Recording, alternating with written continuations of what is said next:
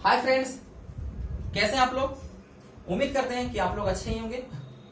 आपके अपने YouTube channel international academy में आपका वेलकम है। तो मैं पिछले क्लास की वीडियो में ह्यूमन ब्रेन के बारे में पढ़ा चुका हूं। इसका पार्ट 1 वीडियो और पार्ट 2 वीडियो अपलोड कर चुके हैं। आप उसे प्लेलिस्ट में जाके देख सकते हैं। दोस्तों, मेरा वीडियो ज्यादा लंबा नहीं रहता है, छोटा ही रहता है। तो मैं कोशिश करूंगा आप लोगों से कि आप उसे स्किप ना करें और उस वीडियो को पूरा देखें। आज का हमारा टॉपिक है एंडोक्राइन ग्लैंड, जिसको हिंदी में बोलते हैं अंतःस्रावी ग्रंथि। तो चलिए देखते हैं कि ये क्या होते हैं। सबसे पहले कि ग्लैंड किसको बोलते हैं।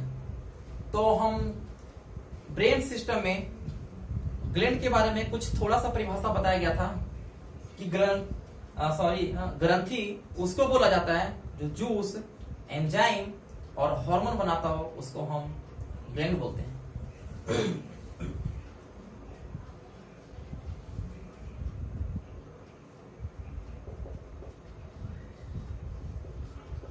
जूस, एंजाइम, हार्मोन बनाता हो,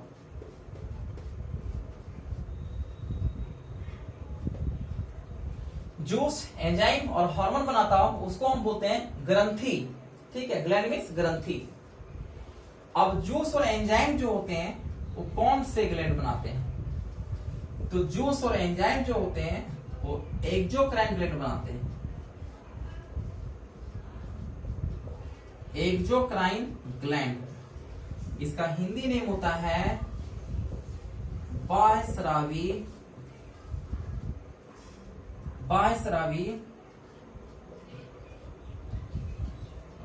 ग्रंथि। ठीक है, बाह्यस्रावी ग्रंथि। और जो केवल हार्मोन बनाता हो उसको बोलते हैं एंडोक्राइन ग्लैंड, जिसका हिंदी नेम यहां पे लिखा हुआ है अंतःस्रावी ग्रंथि। तो आज हम लोग एंडोक्राइन ग्लैंड के बारे में पढ़ेंगे। तो चलिए देखते हैं कि एक्सोक्राइन ग्लैंड जो होते हैं, कुछ बेसिक चीज में जानकारी लेते हैं कि एक्सोक्राइन ग्लैंड बोलते किसको है। तो इसमें नलिकाएं होती है, अंग्रेजी में डक्ट्स, और ये ब्लड के संपर्क में नहीं रहते हैं। ठीक है, तो एक्सोक्राइन ग्लैंड जो जूस और एंजाइम स्रावित करता हो नलिकाएं के द्वारा, उसको बोलते हैं बाह्यस्रावी ग्रंथि। लेकिन ये जो ग्लैंड होते हैं वो ब्लड के संपर्क में नहीं रहते हैं। जैसे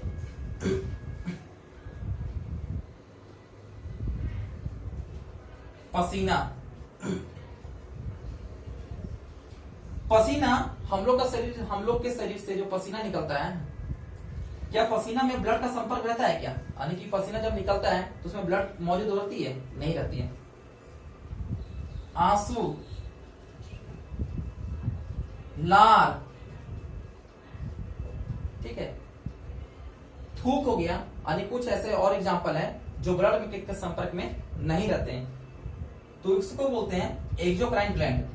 ठीक है, और जो ब्लड के संपर्क में रहते हैं, यानी कि ये इसमें ब्लड के संपर्क में रहते हैं लेकिन डक्ट्स नहीं होती है, मतलब नलिकाएं नहीं होती है, उसको बोलते हैं endocrine gland. By the way चलिए देखते हैं कि अगर किसी भी इंसान को घेंगा रोग हो जाता है या फिर थायराइड की प्रॉब्लम हो जाती है, तो क्या हम उसको देख सकते हैं क्या। नहीं देख सकते हैं, वो तो अंदर ही रहता है। तो आपका हो गया एंडोक्राइन ग्लैंड, जो ब्लड के संपर्क में रहता है। और जो ब्लड के संपर्क में नहीं रहता है, पसीना, आंसू और लार। ठीक है, अब चलिए आज हम लोग पढ़ते हैं एंडोक्राइन ग्लैंड के बारे में।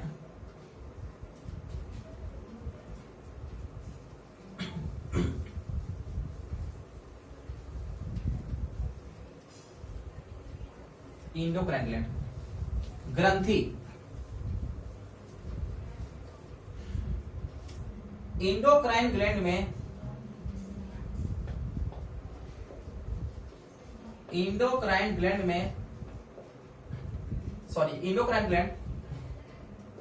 हार्मोन बनाते हैं।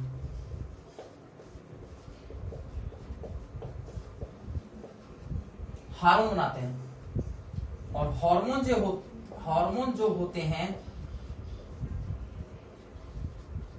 ब्लड में मौजूद होती है।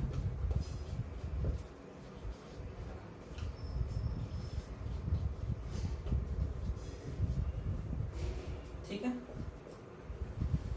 अब देखना है कि हार्मोन जो है, हार्मोन का जो शब्द है वो ग्रीक भाषा से लिया गया है। ग्रीक भाषा से लिया गया है।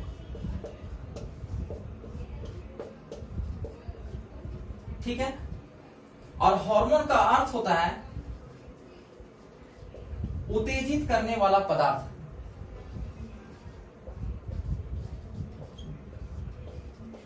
उत्तेजित करने वाला पदार्थ।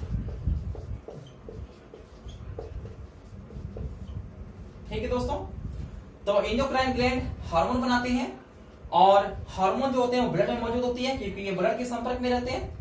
और हार्मोन शब्द जो ग्रीक भाषा से लिया गया है और इसका हार्मोन का अर्थ होता है उत्तेजित करने वाला पदार्थ। ठीक है, उम्मीद करता हूं कि यहां तक आप लोग तो समझ गए होंगे। अब देखते हैं कि एंडोक्राइन ग्लैंड यानी कि अंतःस्रावी ग्रंथि जो होती है वो कितने टाइप्स की होती है। Endocrine gland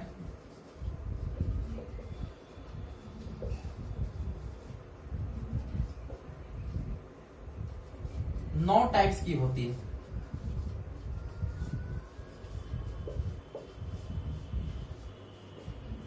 endocrine gland 9 types की होती है, यानी कि 9 प्रकार की होती है।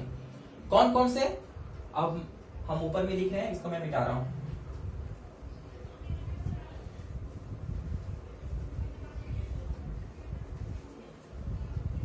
इसमें जो भी सारे होंगे वो एग्जाम व्यू ही पॉइंट्स होंगे। ठीक है दोस्तों,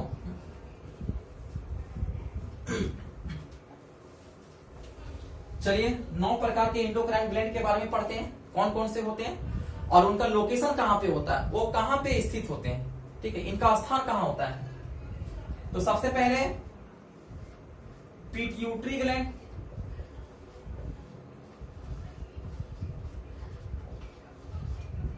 दूसरा पीनियल ग्लैंड, तीसरा हाइपोथैलेमस,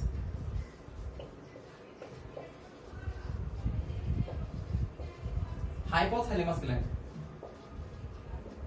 ठीक है, पिट्यूटरी, पीनियल और हाइपोथैलेमस, इन तीनों का जो लोकेशन होता है वो ब्रेन में होता है। ब्रेन में, मस्तिष्क में होता है। ठीक है, चौथा थायराइड,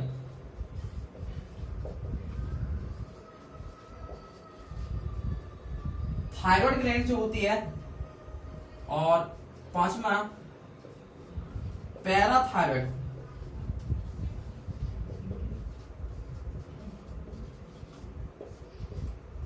इन दोनों का लोकेशन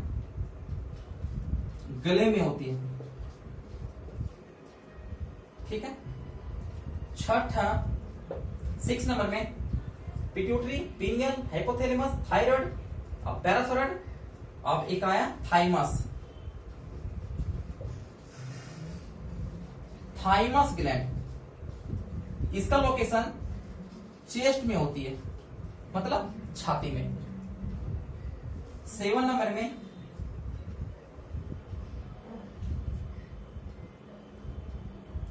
थाइमस ग्लैंड हो गया। और नेक्स्ट पेनक्रियाज, इसको हिंदी में बोलेंगे अग्नाशय। पेनक्रियाज ग्लैंड, इसको बोलेंगे अग्नाशय, अग्नाशय ग्रंथि। इसका जो लोकेशन होता है एब्डोमिनल,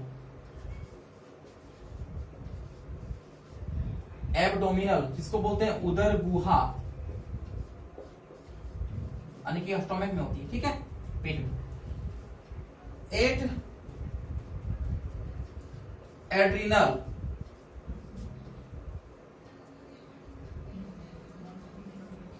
एड्रिनल ग्लैंड, जिसको बोलते हैं अधिवृक्क ग्रंथि, अधिवृक्क ग्रंथि, अधिवृक्क ग्लैंड का मतलब ग्रंथि होता है, ठीक है। एड्रिनल ग्लैंड, इसका जो लोकेशन होता है किडनी में, जिसको बोलते हैं, किडनी का हिंदी होता है वृक्क, ठीक है। तो ये 7, 8 और एक लास्ट जो बचा हुआ है 9 में मैं इसको ऊपर मिटा रहा हूं। आप इसको स्क्रीनशॉट भी ले सकते हैं लोकेशन याद करने के लिए। चलिए मैं मिटा रहा हूं यहां पे।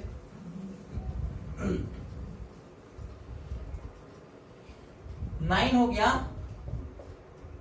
गोनेड्स, गोनेड्स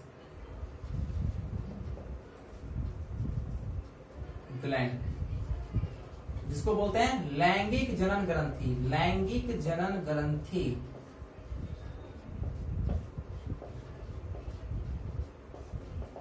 और इसका जो लोकेशन होता है, इसका स्थान होता है 2 आंतों के बीच में, 2 आंतों के बीच में, बिलो इंटेस्टाइन,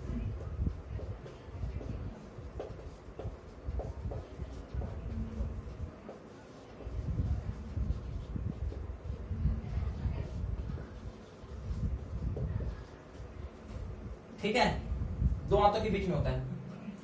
अब ये 9 प्रकार के ग्लैंड हुए एंडोक्राइन ग्लैंड में। अब चलिए हम एक एक करके पढ़ते हैं। सबसे पहले फर्स्ट में लिखाए थे पीयूष ग्रंथि के बारे में, यानी कि पिट्यूटरी ग्लैंड के बारे में। चलिए पिट्यूटरी ग्लैंड के बारे में पढ़ते हैं।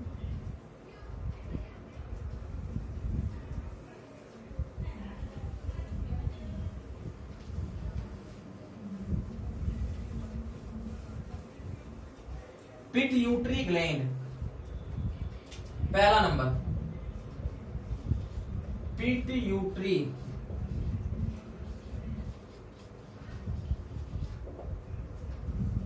जिसको बोलते हैं पीयूष ग्रंथि, हिंदी में पीयूष ग्रंथि, सॉरी पीयूष ग्रंथि।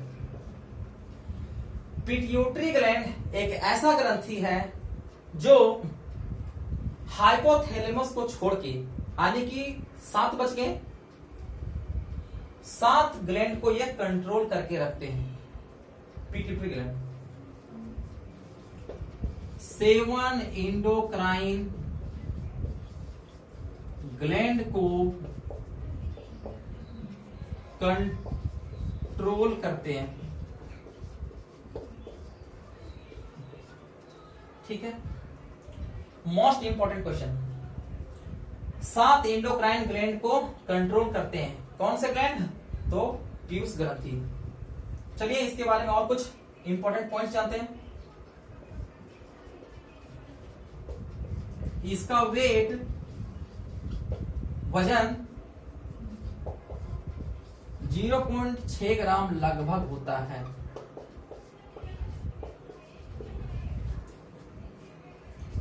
और ये पिट्यूटरी ग्लैंड जो है वो एंडोक्राइन ग्लैंड का सेकेंड, यानी कि दूसरा सबसे छोटा ग्लैंड है, यानी कि सेकेंड स्मॉलेस्ट,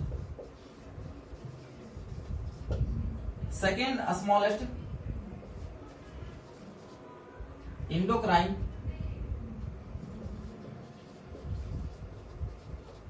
ठीक है, सेकेंड स्मॉलेस्ट एंडोक्राइन ग्लैंड, यानी कि अंतःस्रावी ग्रंथि की दूसरा छोटा ग्लैंड पीयूष ग्रंथि है, ठीक है।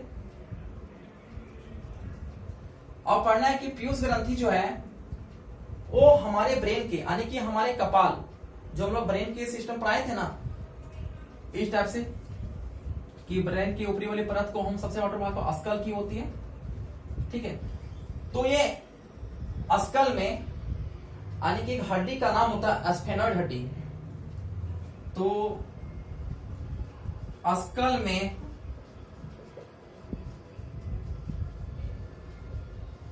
एस्फेनॉइड हड्डी, अस्कल में एस्फेनॉइड नामक हड्डी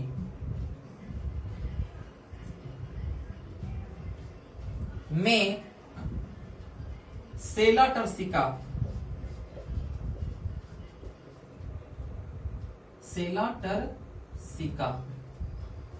नामक गड्ढे में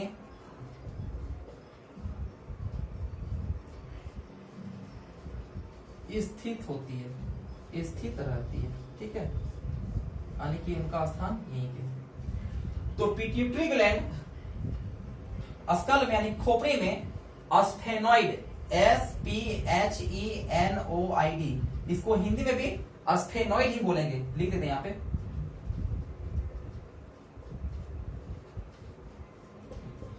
एस्फेनॉइड नामक हड्डी में और सेला टर्सिका नामक गड्ढे में स्थित रहती है। मान लीजिए एक हड्डी हो गया, ठीक है, ये हड्डी है, तो ये एस्फेनॉइड नामक हड्डी है और इस हड्डी में ऐसे गड्ढा बना हुआ रहता है, ऐसे गड्ढा बना हुआ रहता है। ठीक है, और उस गड्ढे का नाम रहता है सेला टर्सिका, और वहां पे ये पीयूष ग्रंथि जो है यहाँ पे ये लोकेटेड रहता है, पीयूष ग्रंथि।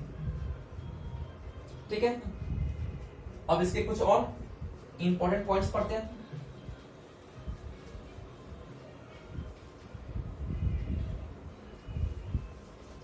यानी कि पीयूष ग्रंथि के बारे में पढ़ना है। अगला पॉइंट, इसका आकार मटर के दाने जैसा होती है,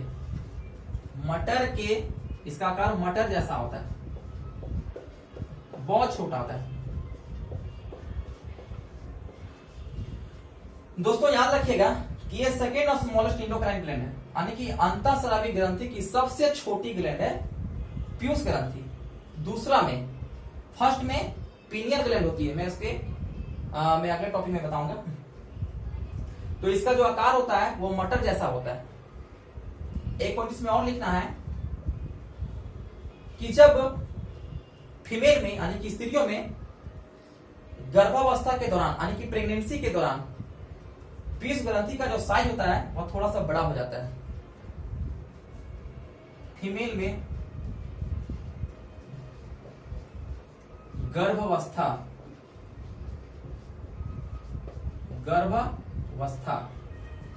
इसको बोलते हैं प्रेगनेंसी, अंग्रेजी में बोल सकते हैं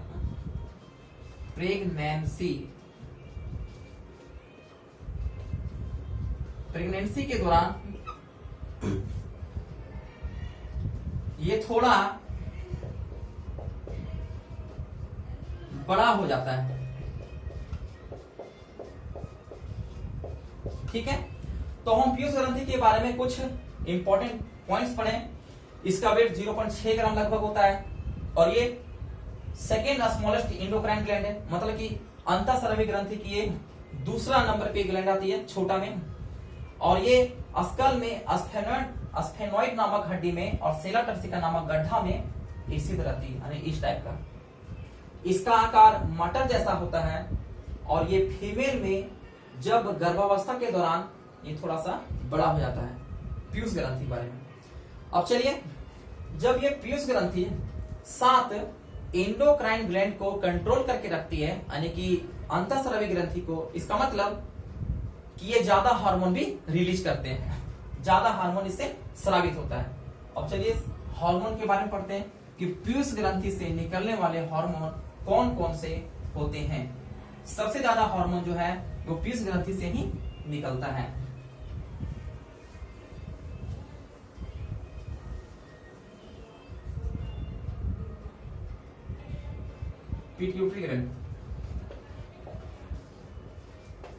पिट्यूटरी ग्लैंड इससे सबसे ज्यादा हार्मोन स्रावित होता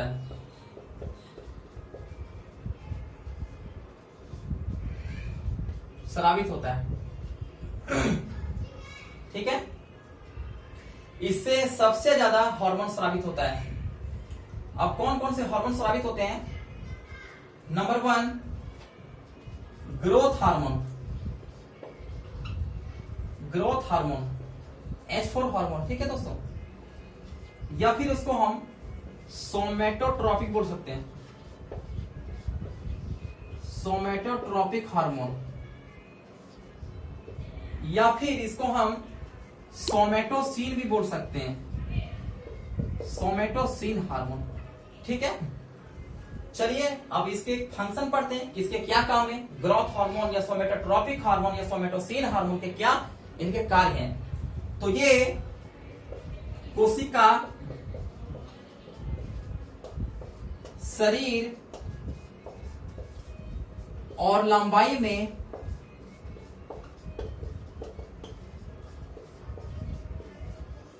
ग्रोथ करते हैं। ग्रोथ का मतलब वृद्धि करते हैं, ग्रोथ करते हैं, ठीक है। ग्रोथ हार्मोन या सोमेटोट्रॉपिक हार्मोन या सोमेटोसिन हार्मोन। दोस्तों मैं एक चीज बोलना चाहता हूं कि बायोलॉजी ऐसा सब्जेक्ट है जिसमें ज्यादा इंग्लिश वर्ड को ही ज्यादा याद रखने में आसान होता है, क्योंकि इसका हिंदी नेम जो होता है वो बहुत कठिन होता है, याद करना मुश्किल होता है। इसलिए कोशिश कीजिएगा कि इंग्लिश नेम को ही याद रखें। तो ये कोशिका शरीर और लंबाई में ग्रोथ करवाता है, ठीक है। अब नेक्स्ट देखना है कि यदि मानव के शरीर में अगर ग्रोथ हार्मोन अधिक हो जाए तो क्या होता है। ज्यादा भी नहीं होना चाहिए और कम भी नहीं होना चाहिए, यानी कि सामान्य होना चाहिए। अगर ज्यादा हो जाए, अगर ये हार्मोन ज्यादा स्रावित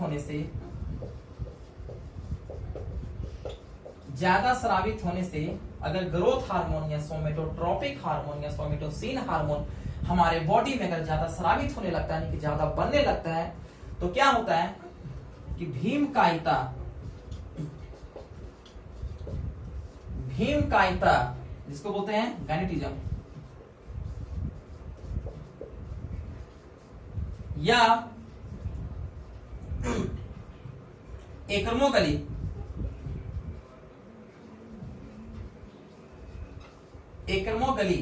जिसको हिंदी में लिखते हैं यहां पे एक्रोमोगली रोग उत्पन्न हो जाता है, रोग उत्पन्न हो जाता है। क्या होता है कि इस बीमारी में आदमी को सामान्य लंबाई से बहुत अधिक लंबाई हो जाती है, यानी कि जो आदमी का सामान्य लंबाई 5 फीट या 5.5 फीट जो भी होना चाहिए वो ना रह के इस हार्मोन का ज्यादा स्रावित होने से बहुत अधिक लंबाई हो जाती है। अगर यही हार्मोन हमारे बॉडी में कम स्रावित हो तो कौन सा रोग हो जाता है। तो कम स्रावन होने से, यानी कि कम स्रावित होने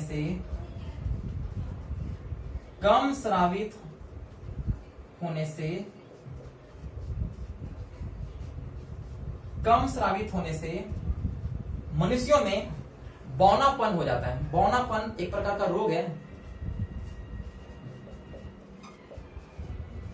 बौनापन रोग हो जाता है।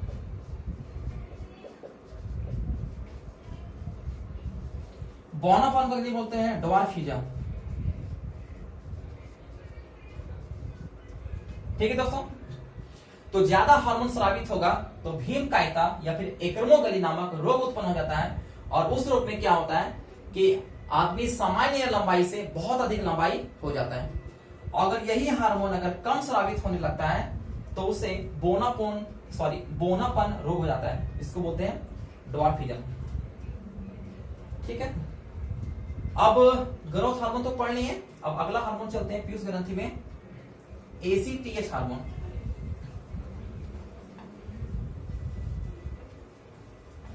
दोस्तों रिक्वेस्ट है हमें आपसे कि वीडियो को स्किप मत कीजिएगा।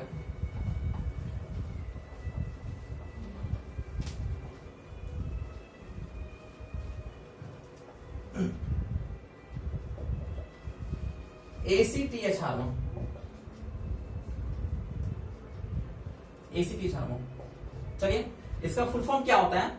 इसका फुल फॉर्म होता है एड्रीनोकोर्टिकोट्रोपिक हार्मोन,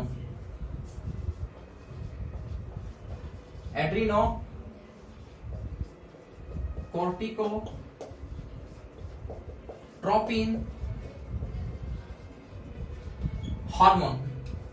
इसका हिंदी में भी वही होता है, कोशिश कीजिएगा अंग्रेजी में ही याद रखें क्योंकि हिंदी में जो होता है वो बहुत टफ हो जाता है। एड्रीनोकोर्टिकोट्रोपिन हार्मोन, ठीक है।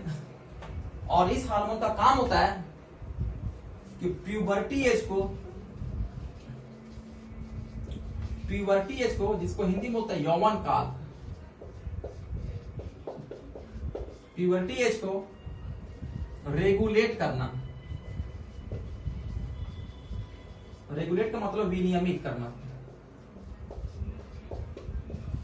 ठीक है। तो प्यूबर्टी एज किसको बोलते हैं? लड़कियों में प्यूबर्टी एज जो है वो 12 ईयर्स से और लड़कों में 14 ईयर्स से, यानी कि यौवन काल, यानी कि अपने जीवन में उसके बॉडी में नई चीज का परिवर्तन होना, ठीक है। जैसे कि लड़कियों में मासिक धर्म का शुरू होना और लड़कों में दाढ़ी मूछें वगैरह आना, तो ये सब प्यूबर्टी एज का ही कारण होता है। तो ये जो क्या करते हैं कि रेगुलेट करते हैं, विनियमित करते हैं। कौन से हार्मोन? तो ACTH हार्मोन। अब नेक्स्ट हार्मोन पढ़ते हैं oxytocin. Oxytocin hormone, oxytocin hormone इसे हम बर्थ हार्मोन भी कहते हैं। बर्थ हार्मोन, बर्थ हार्मोन भी कहा जाता है।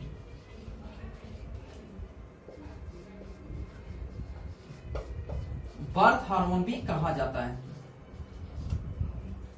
ठीक है। और ये जो होते हैं बर्थ हार्मोन, वो फीमेल के शरीर से, यानी कि ये फीमेल के शरीर से स्रावित होते हैं।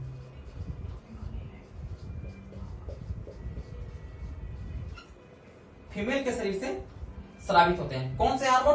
तो बर्थ हार्मोन, यानी ऑक्सीटोसिन हार्मोन का है।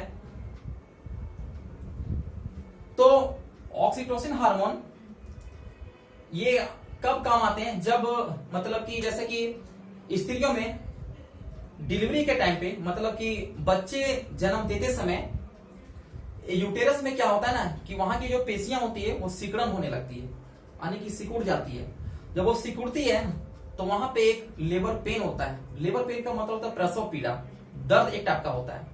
तो उस समय जो प्रसव पीड़ा कम करने के लिए ये हार्मोन काम करता है, ऑक्सीटोसिन हार्मोन काम करता है। तो हम लिख सकते हैं कि डिलीवरी के टाइम पे, डिलीवरी के टाइम पे फीमेल में ही ना होगा डिलीवरी, डिलीवरी के टाइम पे प्रसव पीड़ा, यानी कि लेबर पेन लिख सकते हैं, LA लेबर पेन, हिंदी में प्रसव पीड़ा। डिलीवरी के टाइम पे लेबर पेन को कम करता है, कम करता है। कौन से हार्मोन? तो ऑक्सीटोसिन हार्मोन। डिलीवरी के टाइम पर, यानी कि बच्चे जन्म देते समय जो वहां जो यूटेरस की जो पेशियां होती है सिकुड़ने की वजह से प्रसव पीड़ा होने लगता है, और इस प्रसव पीड़ा को कम करते हैं ऑक्सीटोसिन हार्मोन। जिससे क्या होता है, जब पीड़ा कम होने लगता है तो बच्चे होने में सहायता पहुंचाते हैं, ठीक है। यह आपका हो गया ऑक्सीटोसिन हार्मोन। एक इसे पॉइंट और लिखना है, ऑक्सीटोसिन हार्मोन में एक और पॉइंट लिखना है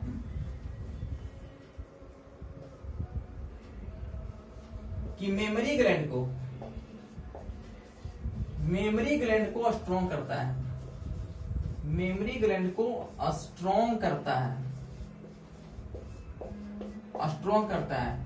मेमोरी ग्लैंड यानी कि दूध बनाने वाली ग्रंथि, दूध बनाने वाली ग्रंथि है, ठीक है, दूध बनाने वाली ग्रंथि। तो ऑक्सीटोसिन हार्मोन मेमोरी ग्लैंड को स्ट्रॉन्ग करता है जिसको बोलते हैं दूध बनाने वाली ग्रंथि। एक पॉइंट और इसमें,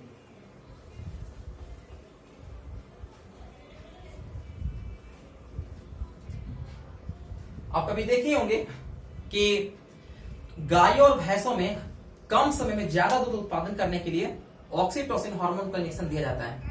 उससे क्या होता है कि वो कम समय में ज्यादा दूध उत्पादन करती है, उत्पादित। तो गायों और भैंसों में, गाय और भैंसों में, गाय और भैंसों में कम समय में ज्यादा दूध उत्पादन करने के लिए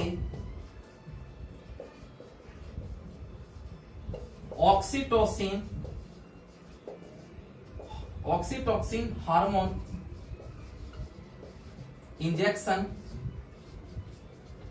सुई दिया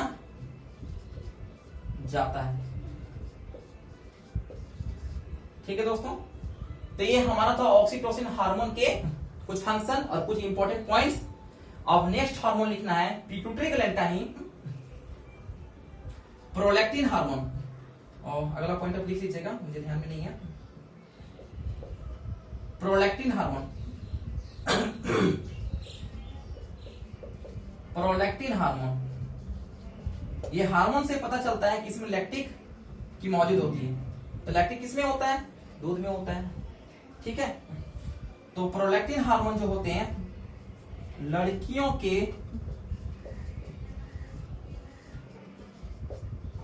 शरीर में दूध की मात्रा को संतुलन बनाए रखते हैं। ठीक है, प्रोलैक्टिन हार्मोन जो होते हैं लड़कियों के शरीर में दूध की मात्रा को संतुलन बनाए रखते हैं। कौन से हार्मोन?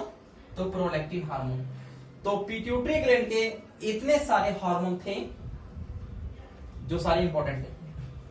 अब नेक्स्ट पढ़ते हैं पिट्यूटरी ग्लैंड के बाद पीनियल ग्लैंड। पीनियल ग्लैंड,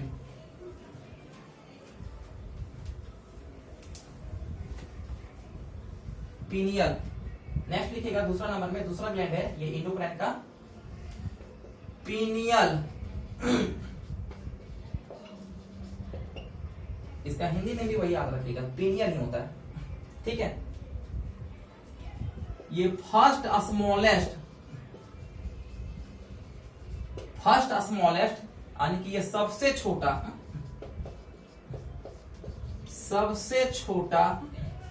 ग्रंथि है,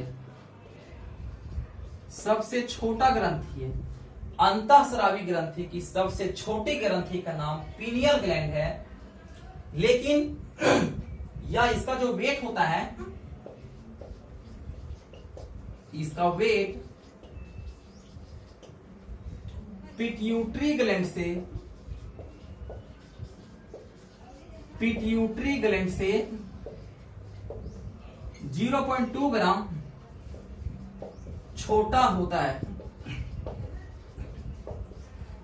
तो याद रखिएगा दोस्तों कि अगर एग्जाम में ऑप्शन में पूछा जाए कि निम्न में से यानी कि इनमें से सबसे छोटी ग्लैंड कौन सी है, अगर ऑप्शन में पीनियल ग्लैंड भी दिया जाए, पीनियल ग्लैंड भी रहे और पिट्यूटरी ग्लैंड भी रहे, तो ज्यादातर आप पीनियल ग्लैंड को टिक कीजिएगा। अगर पीनियल ग्लैंड नहीं रहे तो आप पिट्यूटरी ग्लैंड को टिक कीजिएगा। लेकिन एग्जाम में अक्सर पिट्यूटरी ग्लैंड के बारे में पूछा जाए, लेकिन जानकारी रखना बहुत जरूरी है। इसलिए सबसे छोटी ग्रंथि का नाम पूछा जाए तो पीनियल और सेकेंड में पूछा जाए तो पिट्यूटरी। ठीक है दोस्तों, तो कंफ्यूज बिल्कुल नहीं होना है। ये हो गया इसका वेट पिट्यूटरी ग्लैंड से 0.2 ग्राम छोटा होता है। और इसमें नेक्स्ट टॉपिक जानना है, नेक्स्ट पॉइंट जानना है कि इसे बायोलॉजिकल क्लॉक कहते हैं।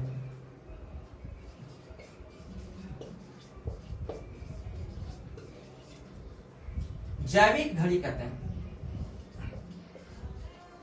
जैविक घड़ी कहते हैं। ठीक है दोस्तों, नेक्स्ट इसे तीसरी आंख भी कहते हैं। ये तीसरी आंख वाली ग्लैंड है, जैसे कि भगवान शंकर भगवान की तीसरी आंख होते हैं यहाँ पे, तो उसी टाइप से याद रखना है कि ये तीसरी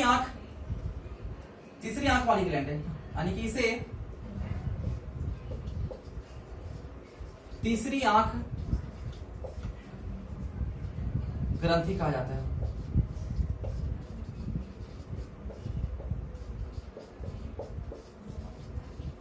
ग्रंथि कहा जाता है। थर्ड आई किस ग्लैंड को? तो पीनियल ग्लैंड को कहा जाता है। ये यहां पे इसका लोकेशन होता है, दोनों आंखों के बीच में, यहां फोरहेड में।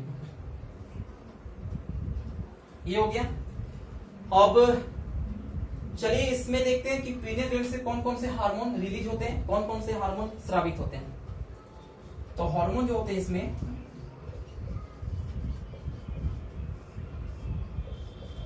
मेलाटोनिन हार्मोन, पहला नंबर मेलाटोनिन,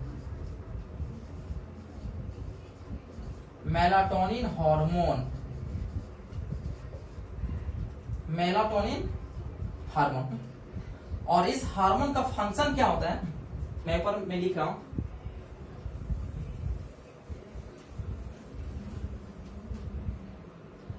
इसका फंक्शन,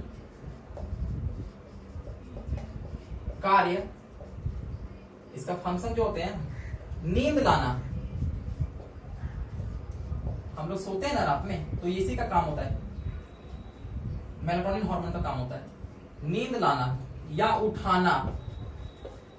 और दूसरा में मौसम की गतिविधियां, मौसम की गतिविधियां, मौसम की गतिविधियां नियमन करना, यानी जो मौसम का जो परिवर्तन होता है। ठीक है, तो ये मेलाटोनिन हार्मोन का काम होता है। इसे यानी कि मेलाटोनिन हार्मोन को हम नाइट हार्मोन या डार्कनेस हार्मोन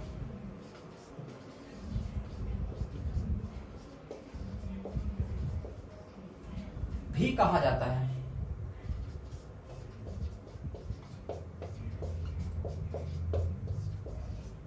भी कहा जाता है। ठीक है, इसे नाइट हार्मोन या डार्कनेस हार्मोन कहा जाता है। अगर क्वेश्चन में आए कि नाइट हार्मोन किसको बोलेंगे, तो मेलाटोनिन हार्मोन को।